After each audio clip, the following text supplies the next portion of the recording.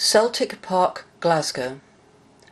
In 1916, Dorothee left Errol Johnston's to go and do war work as the lady superintendent at Vickers Shell Factory in Barrow-in-Furness in England. One of her initiatives there was to set up a ladies' football team from amongst the workers. Women's football was very popular across the country, and many munitions works had such teams.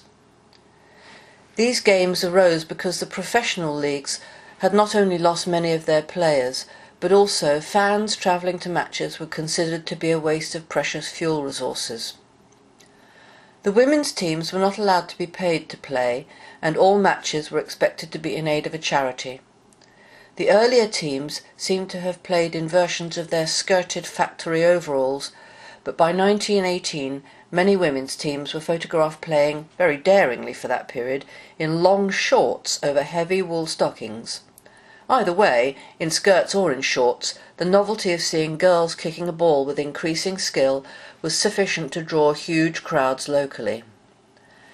On the 2nd of March 1918, the Vickers team travelled north to play at Celtic Park, Glasgow, in a match that was billed as Scotland v England International.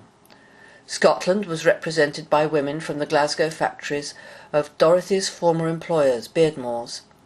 Her own girls from Vickers were England.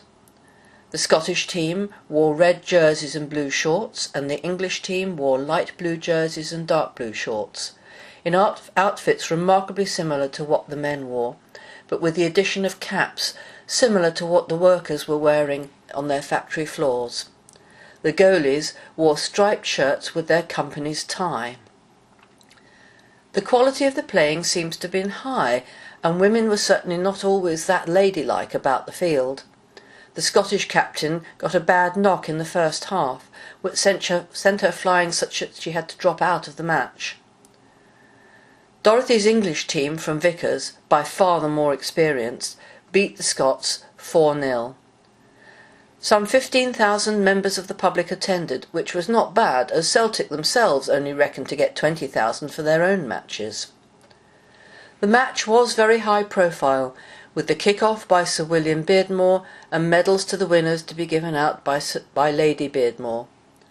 Half-time entertainment was promised in the form of a fly-past by one or two airplanes, music for a sing-along provided by the Queen's Park Locomotive's Silver Prize Band, and a comedy turn by Mr. Handyford and his performing donkey.